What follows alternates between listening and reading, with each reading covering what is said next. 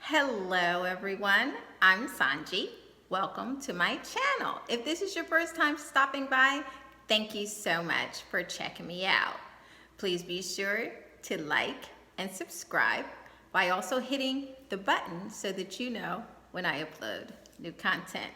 If you've been here before, thank you so much for returning. I appreciate your support. So let's get into this thing. We are talking about what sign was Jesus? Did you ever think about it? I know I did. There's plenty of you out there that are claiming to be the best sun sign. We all know that the Caps think they're the goats. And we all know that the Scorpios think that there's nothing better. And of course the Virgos think, Jesus knew so much. Of course he had to be an intellectual Virgo, but he was lots of fun, so he had to be. He went all over the world spreading the gospel, so of course he had to be an adventurous Sagittarian, but he was so charismatic, so he must have been a Libra or a great talker, so definitely a Gemini, but contrary to popular belief, Jesus was not broke. He was very good with the books, so he had to be a Taurian, right? Or maybe because he was out here to do his father's work and he was going to do it at whatever cost, he definitely had to be an Aries. And because he drew so much attention, Leo had to be a Leo, right? Or because he was feeling and he loved the world so much, must have been a Cancer. Or maybe a Pisces, because the duality of the fish, he had to have been that, right? Well, you got your guess in? Come on, write it down. What sign do you think Jesus was before we get started? Place your bets, write it down, and then drop that pen. No changing your mind as we go through. Everybody ready? You know what sign you think Jesus was? Okay, let's find out. Now, first of all, throughout the Christian Bible, both Old and New Testament, the number 12 is significant. It's a prominent number. There were 12 sons of Jacob, also known as the 12 tribes of Israel. There are 12 layers of precious in the foundation of heaven, or it's also called New Jerusalem by some. And there are 12 disciples of Christ. Well, in that same vein, in mythology, 12 is also quite significant. We have the 12 signs of the zodiac, the 12 constellations of heaven, and the 12 houses to a chart or your horoscope. Okay? So, astrologers of the past have taken the time to study each of the disciples and Jesus, and this is what they found out to tell us what sun sign was Christ. Ready? First up, we have Aries. So, the disciple that was an Aries was in fact Peter. Peter is also known as Simon or Cephas, okay? And he's known to be our Aries. He was very vibrant and fiery. He was definitely a great leader and the founder of the new church.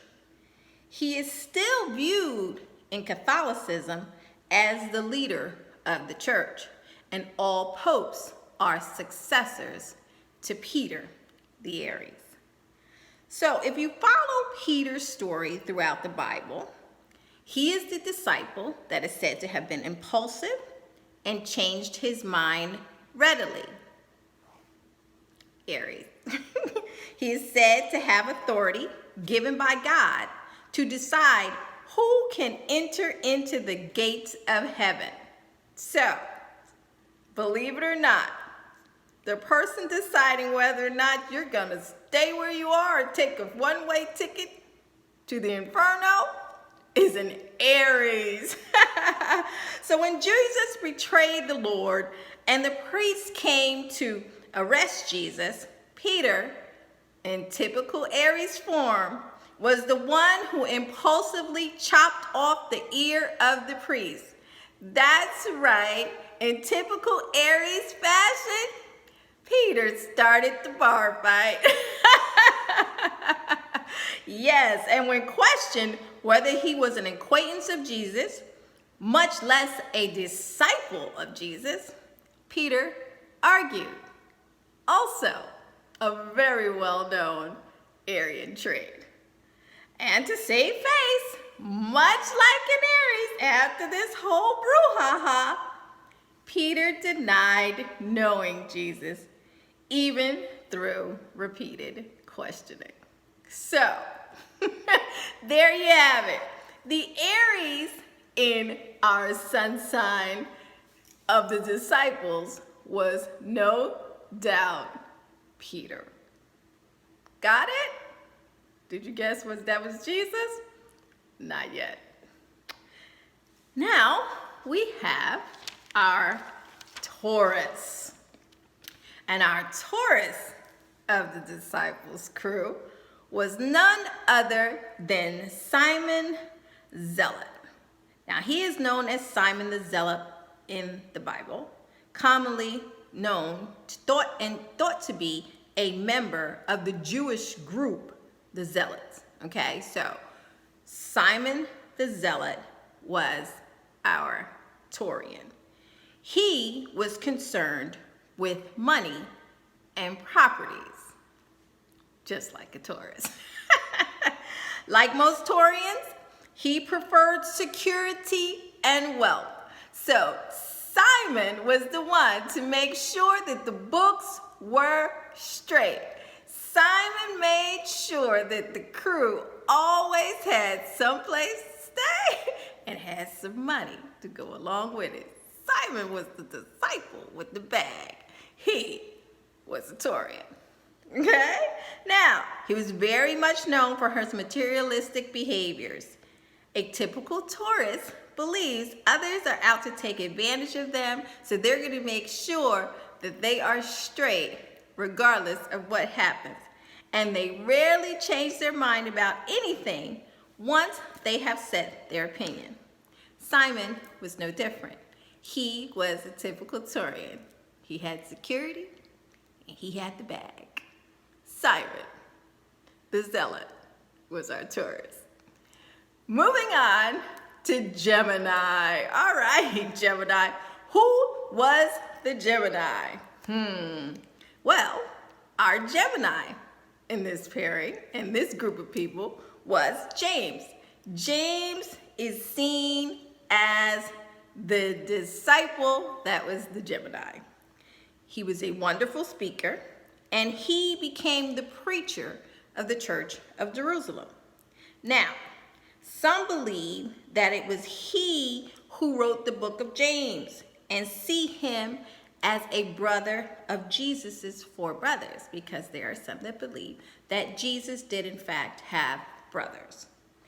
Others claim that he can only be a half-brother because, of course, the Virgin Mary and God only had one child, and that one child was Jesus. So he couldn't be a full brother. He had to be a half-brother. The Catholic Church states that he is a cousin of Jesus and that Jesus had no siblings. The Catholic Church believes that Jesus was an only child, whereas other religions believe him to be one of Joseph's children from a previous marriage, and still others believe that he had no sibling connection to Jesus at all, that he was just strictly Jesus's disciple. Now, with all that controversy following behind him and all these different titles and identification, he can't be anything other than a Gemini, because of course Geminis are known to be dual and have two personalities, two faces, two sides. Some people see them as one way, another person sees them as something else. So in typical fashion, James is our Gemini. He was quite eloquent with his words, very persuasive, and people adored him. So James is our Gemini. So who's next? Well, of course, next on the chart is Cancer.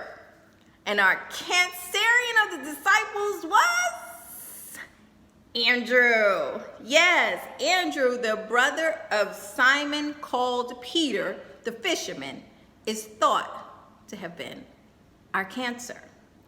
Now, Andrew was a loner and a homebody, very dependent upon his family. That is exactly who Andrew was. And much like the sign of Cancer, Andrew was not one that wanted to necessarily lead. He felt more comfortable following. Andrew was also known as the sympathetic disciple. He was always concerned with the well-being of everyone else, which is true to the Cancerians form. They are very self-sacrificing, making sure that their loved ones and their family are taken care of first. Cancerians are seen as the sensitive men. They have a strong attachment or loyalty they feel that they owe to their family as well as to their loved ones. So, our Cancerian, our sensitive, loving, feeling disciple was Andrew. All right, so still no sign of Jesus yet. You got all these traits though, you're marking it down. All right. Next up, Leo. Who was our proud Leo? Well, of all the disciples, our Leo is said to have been none other than John. That's right, the beloved John is seen as the leader of the early church and said to have written a great many of the books in the New Testament, including the Gospel of John and Revelation. So, the one who contributed substantially to the Bible was no other than a Leo, John. Now, much like a Leo, he adored the spotlight, and when he writes of himself throughout the Gospel, he's sure to include praise, and he somewhat shows off, typical to a Leo. Now, Leos are known for their hospitality to the needy. They thrive on love and adoration and being the winner, very competitive. Now, John writes that he is the disciple that Jesus loved. In fact, in John chapter 13, verse 23, John says, leaning on Jesus's bosom, one of the disciples whom Jesus loved. That's typical Leo, typical prose of John. John was indeed our Leo. Okay, and for the record, Leos, I'm pretty sure Jesus loved all his disciples. Just saying. Alrighty, moving on. Next up, we have our Virgo. Who was our Virgo? Well, Virgo, all-knowing Virgo. Who was it? Did you guess? Our Virgo was Philip. Philip the Virgo was our thinker. He was always calculating and always inquiring, always wanting to know more. He was like a sponge for Christ. Philip was the one who always asked tons of questions, okay? Now, Virgos are well known for their in-depth study of subjects, research before committing to something, and Philip was no different. Philip is accredited for the introduction of Jesus to Nathanael. Of course, before Philip would allow such introduction, he knew everything there was to know about Nathanael. And then he felt comfortable enough to, in fact, introduce him to Jesus. Now, Virgoans are extremely concerned, as a general rule, with details, okay? So if they're speaking on any subject at all, you can rest assured that they have studied what it is they are discussing. They are not going to have a conversation about something until the Virgo is sure that they know the ins and outs of that subject. Now, Virgo's knowledge may not be as broad as some of the other signs, but trust me, their well runs deep. So, if you want to know the details on something, of course, ask a Virgo. So, our Virgo of the disciples was none other than Philip. Next up, speaking of Nathaniel, Nathaniel was our Libra. That's right. Nathaniel, also known as Bartholomew, was the Libra of the group.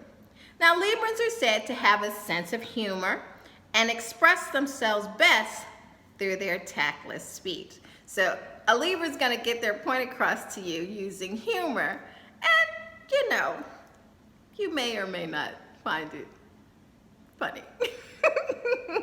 Now, Nathaniel's first response to being told of Jesus of Nazareth was one of incredulousness. He is quoted as saying, "Nazareth? Can anything good come out of Nazareth?"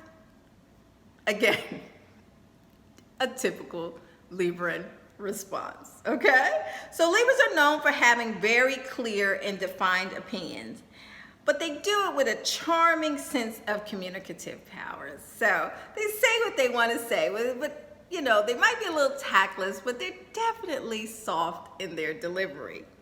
Nathaniel, also known as Bartholomew, was known as the persuasive evangelist. So he will tell you that, you know, what you're following is wrong, but he'll do it in such a charming way that you won't really mind the insult.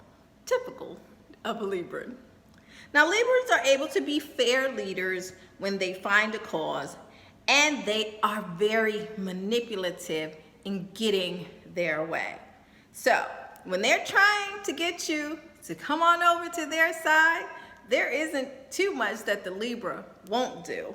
And they are known to be quite overbearing until you agree to see things their way. But Libras are generally able to get others to see their side of things without too much pain. Okay, so our charming, sense of humor, funny but tactless disciple was Nathaniel, also known as Bartholomew. He was our Libra. Next, who was our fired up Scorpio? Now, Scorpio, of course, is a water sign, but Scorpios sometimes get really bad reputation because it is very difficult to get close to our sometimes secretive Scorpio. So, which disciple was our Scorpio? Well, our Scorpio was none other than Thomas. Doubting Thomas, called Didymus, was the Scorpio. Now, in typical Scorpio behavior, Thomas was very suspicious of the disciples' story of Jesus' appearance following his resurrection, as he had not been present, which is typical Scorpio.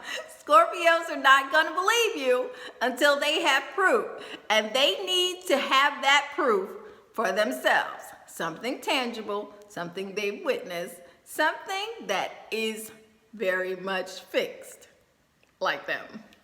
So Thomas says, on hearing upon the resurrection, that the only way he would buy that story that Jesus was alive was if he could place his fingers into Jesus' side. So this disciple that said, "I need to place my 2 fingers in the side where Jesus was pierced," was none other than Thomas, the Scorpio. Now, that's very typical. Scorpions won't believe anything. Just not. They are known to be paranoid and unbelieving until they see the evidence for themselves. But all is not lost with Scorpio. Let me not give you a bad rap. Once a Scorpio has the proof and they are sure about you, you can rest assured that they are steadfast and secure in their faithfulness, never swaying from their goal or belief. So once Scorpion loves you, they love you for life. Or until they decide you're no longer worthy, and then they hate you for life. But that's another video. Let's move on. Our Scorpio was indeed, Thomas. Next, Sagittarius. Who is our Sagittarius? Well, our Sagittarius was no other than the second James. James, son of Zebedee, is our Sagittarius. Now, together with the other fire signs, Peter, our Aries, and John, our proud Leo, he is known as one of the three great leaders of the early churches. Now, fire signs individually are a force to be reckoned with, but the three of these disciples together were an unstoppable force in getting the message of Christ throughout the world and the message that we all believe and read about today. Now, as with most Sagittarians, James, son of Zebedee, was a lover of travel and very, very intuitive. James loves learning and teaching, typical of a Sagittarian. Honesty and justice were sacred to him, and he was one of great intellect. Now, James was the first martyr of the 12. He was put to death by King Herod Agrippa, dying for what he believed. And of course, his belief was that in the Messiah. Now, a Sagittarian will not change their beliefs to save their own neck. They're just not going to do it. They're not going to change their words. They're not going to take it back. If they said it, a Sagittarian, I said what I said.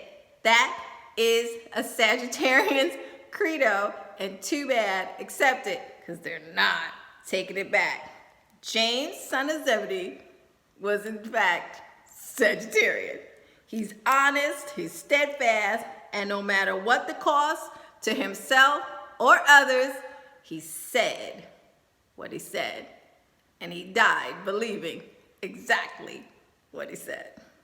One of the most loyal signs, James, son of Zebedee, was loyal to Jesus even until the end. So, our Sagittarius was none other than James, son of Zebedee. All right, up next, the GOAT, Capricorn. Who was our Capricorn? Well, not that many left. What do you think? Our Capricorn was none other than Matthew. Yes, Matthew, known as Levi, was the tax collector, and he was our Capricorn. Now, Matthew was said to have a seat in the Roman government. Did you know that? So Capricorns are generally depicted as proud people, respective of authority, and hardworking no matter what the job. And Capricorns typically are known to keep a job. Matthew was no different. Now, Matthew had the despised job of tax collecting, okay? Nobody likes the tax collector. We still don't like the tax collector. They didn't like the tax collector back then. But that was Matthew, the disciple's job, okay? And yet he wore this job with great pride and honor, okay, for the Roman government. Now, if one wants the best man for the job, one who's going to be organized, steadfast, realistic, and get the job done, everyone knows, look for a Capricorn. Now, Capricorns aren't satisfied with just doing the job. Capricorns want to do the job well. Capricorns pride themselves on being the person to get the job done and to get the job done better than anyone else. Now, though they like having a position of status and power, they don't need it, okay? A Capricorn can come to the front and lead, but they're also comfortable playing in the background. They're good with it. Not going to get any problems from a Capricorn laying low, because they're just going to do their thing, do their job, get their money. Typical Capricorn. Now, Capricorns are also sometimes seen as two-faced. And by that I mean that they can stoically believe one thing in their own time. However, they are capable of acting upon another. Here's my example. In private, Matthew was a follower of the Lord, but in public, he was a member of the Roman government because he held the position of tax collector, which is typical of a Capricorn.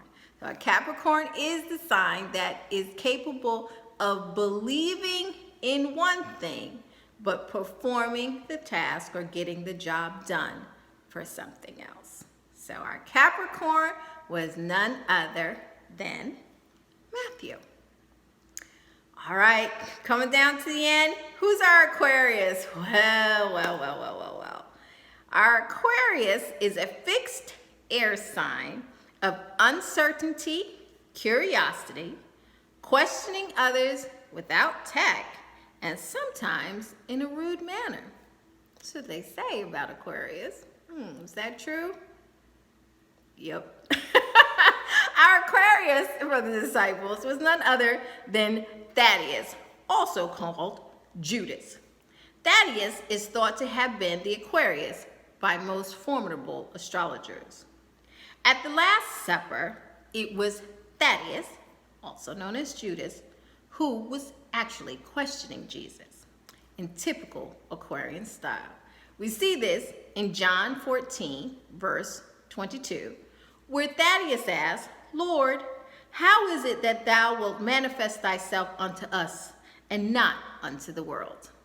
That question came from an Aquarian, our Aquarian Thaddeus, also known as Judas.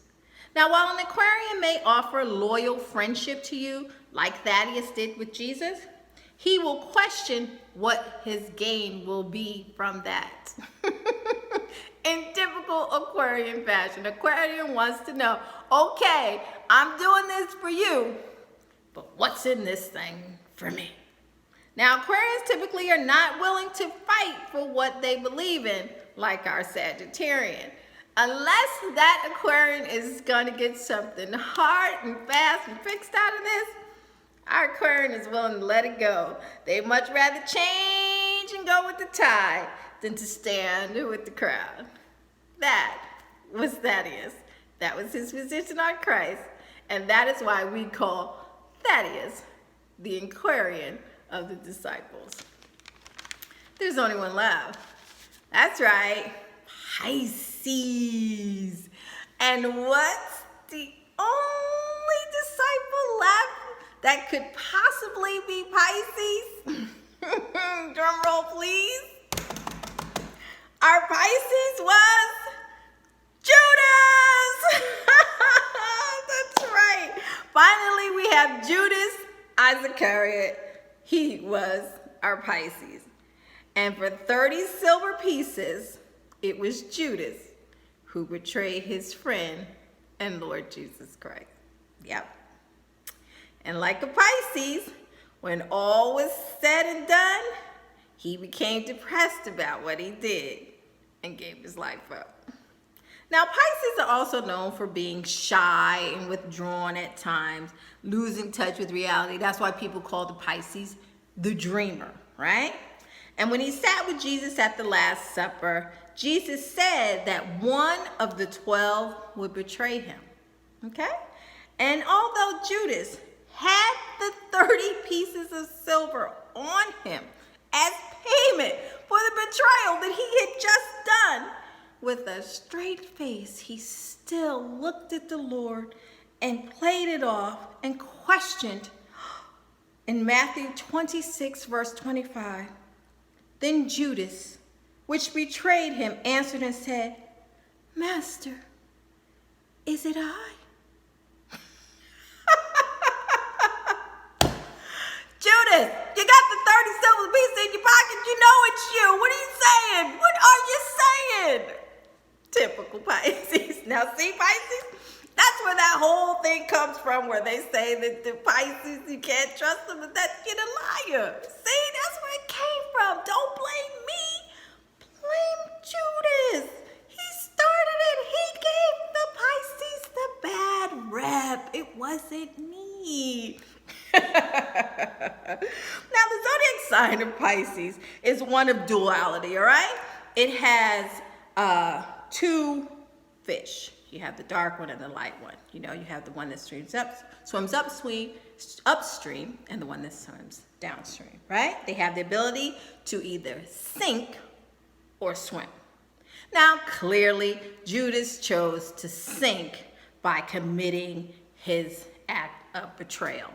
And that is what also ultimately led him to commit suicide because of the tremendous guilt of betraying his beloved friend. Now, all the Gospels mention this act of betrayal as greatly disturbing and not something easily overlooked. So we can imagine the enormity of the guilt felt by Judas himself, which led him to commit his act, the final act of suicide. So it was great enough to drive him to the point where he felt he had no other choice but to kill himself, as he suffered greatly with depression. All right, which they say sometimes, Pisces, you guys are really emotional, you get depressed and all that other kind of stuff. So with all those factors, we name Judas as the Pisces. So some astrologers have gone through great pains of going through all of this, and this is what they found out. So we still have the question that lays before us, though. What sign was Jesus? Tell me, what sign was Jesus? All right, here's the answer. The astrologers have likened the symbology of the moon to that of none other than the Virgin Mary. Although others see the moon as Jesus or God. Now, I'm not with that, and I'll tell you why. The moon is said to be a contributor of one's emotions, the reactions you have before taking the time to think through the occurrence. That's why they say your moon sign is where you find people's emotion, right? So scientists are still researching the effect the moon has on fertility, a woman's menstrual cycle, the tides in the ocean, as well as occurrences of crime and active violence, as different moon phases have shown that the amount of crime actually rises or decreases depending upon the phases of the moon. So, because these are typical emotionally driven occurrences, minus the tides, of course, I tend to associate Mary with the moon, right? The fertility, the emotions, the menstruation, woman, virgin, moon. Just makes sense to me. All right, so again, so now we know Jesus isn't the moon. What sign is Jesus? Well, let's go through it. He obviously was a great leader, right? So that means gotta be a fire sign, right? Aries, Leo, Sagittarius, right? Great leader. But then he was also very charismatic, a commanding speaker on all subjects. Well, we all know that's got to be an air sign because they can talk about any subject, any given time, and they just keep learning and they just draw you in and you just keep wanting to talk to an air sign. So clearly, Jesus was an air sign.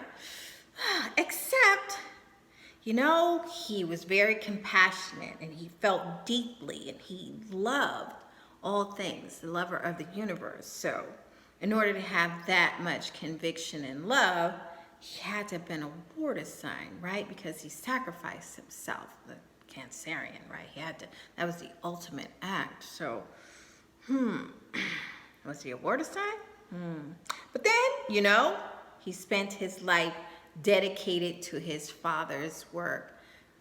Rain, sleet, hail, or snow, whatever the weather condition, whatever the day, Jesus was on his job doing his Father's work. So we all know the hard workers have definitely, he had to have been an earth sign, right?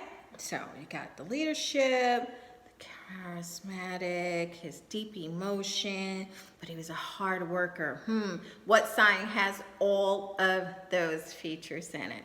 Well, Being that the Father, the Son, and the Holy Spirit are considered one in the realm of the Trinity, we associate the Trinity with none other than the Sun.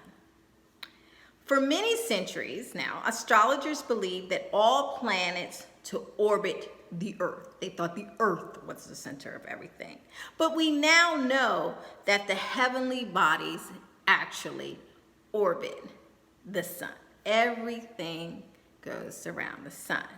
So now that we know that all things orbit the Sun and that the Sun is the center of it all, the biggest and brightest of all stars, the center of everything, it makes sense to me that Jesus is the ultimate sun sign.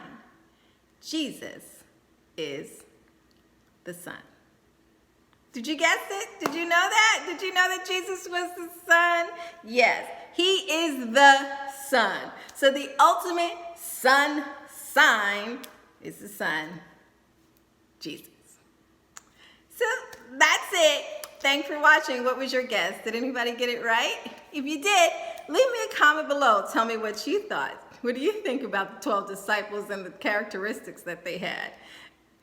Resemble you or somebody you know?